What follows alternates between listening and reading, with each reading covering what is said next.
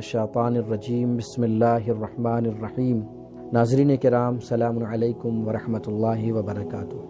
محترم ناظرین، ہماری گفتگو دعا اور مناجات کے سلسلے میں ہے، اور اس سے پہلے کی گفتگو میں آپ کی خدمت میں عرض کرنے کی کوشش کی گئی کہ خداوند عالم قرآن مجید میں اور ائمہ طاہرین علیہم السلام روایات میں دعا کے سلسلے میں تاکید کرتے ہیں، لہذا ہمیں چاہیے کہ ہم پروردگار عالم کی بارگاہ میں دست دعا بلند کریں، استغاثہ کریں، مناجات کریں، پروردگار عالم سے اپنی حاجت کو طلب کریں۔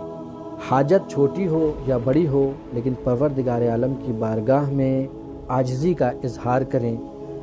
البتہ چھوٹی دعا مانگنے کے سلسلے میں بھی روایات موجود ہیں، جس کا اشارہ کل میں نے کیا تھا کہ روایت میں یہاں تک کہ جانور کے لیے چارہ، جوتے کا دھاگا اور آٹے کے لیے نمک تک مانگنے کے لیے تاکید کی گئی ہے کہ اس میں ہمیں شرم محسوس نہیں کرنی چاہیے۔ البتہ جہاں ہم پروردگار عالم سے ہر چیز مانگتے ہیں، وہیں پر ہمیں اس سے بڑی نعمتوں کا سوال بھی کرنا چاہیے۔ جس طرح ہمیں پروردگار عالم سے چھوٹی چھوٹی چیزیں مانگنے میں شرم اور ندامت نہیں کرنی چاہیے، جیسے حیوان کے لیے چارے کا ذکر کیا، یا روایت میں جوتے کا تسمہ اور آٹے کے لیے نمک کا ذکر ہوتا ہے، اسی طرح ہمیں اس سے بڑی نعمتوں کا سوال کرنا چاہیے، چاہے وہ کتنی ہی عظیم اور بڑی ہی کیوں نہ ہو۔ رسول خدا صلی اللہ علیہ وآلہ وسلم کے ساتھ ہم نشینی کرنے والے ان کے ایک صحابی ربیعہ ابن کعب سے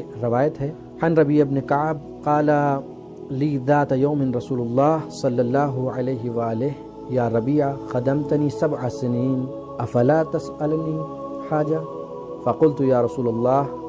مفہوم بیان کر رہا ہوں کہ وہ کہتے ہیں کہ مجھ سے ایک دن رسول خدا صلی اللہ علیہ وآلہ وسلم نے فرمایا کہ اے ربیعہ، تم 7 سال سے میری خدمت کر رہے ہو، کیا مجھ سے کسی چیز کا سوال نہیں کرو گے؟ تو ربیعہ کہتے ہیں میں نے عرض کیا کہ اے رسول اللہ، مجھے غور و فکر کرنے کی مہلت دے دیجیے۔ ناظرین غور کیجئے کہ ربیعہ جو نبی کریم کے ذریعے دعا کرنا چاہ رہے ہیں، کتنی اہم دعا ہوگی کہ اس کے لیے وقت مانگ رہے ہیں، اور پھر کیسی دعا کرتے ہیں۔ ہمیں بھی چاہیے کہ ہم بھی ربیعہ کی طرح دعا کریں، پروردگار ہماری حاجت کو پوری کریں انشاءاللہ۔ کہتے ہیں کہ جب میں اگلے دن صبح کے وقت حضرت کی خدمت بابرکت میں پہنچا تو آپ نے فرمایا کہ اے ربیعہ، مجھ سے اپنی حاجت بیان کرو۔ ربیعہ کہتے ہیں کہ میں نے عرض کیا خدا سے دعا فرما دیجئے۔ ناظرین غور کیجئے گا کہ کہتے ہیں کہ میں نے کہا کہ خدا سے دعا فرما دیجئے کہ وہ مجھ کو آپ کے ساتھ جنت میں داخل کرے۔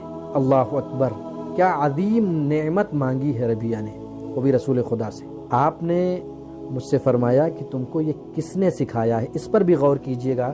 تو جواب کیا دیتے ہیں ربیعہ؟ کہتے ہیں یا رسول اللہ، یہ مجھے کسی نے نہیں سکھایا، بلکہ میں نے بذات خود غور و فکر کیا کہ اگر میں اس سے مال کا سوال کروں تو وہ ختم ہو جائے گا، اگر میں آپ سے اپنی طولانی عمر اور اولاد کا سوال کروں تو یقیناً ایک دن موت ضرور آئے گی۔ ہمیں اللہ سے چھوٹی اور بڑی ہر طرح کی دعا کرنی چاہیے، نعمتوں کو مانگنا چاہیے، دنیاوی حاجتوں کو مانگنا چاہیے، لیکن اس پر بھی غور کرنا چاہیے کہ ہم پروردگار سے ایسی دعا مانگیں کہ جو جاودانی ہو، جو ہمیشہ ہمارے کام آئے۔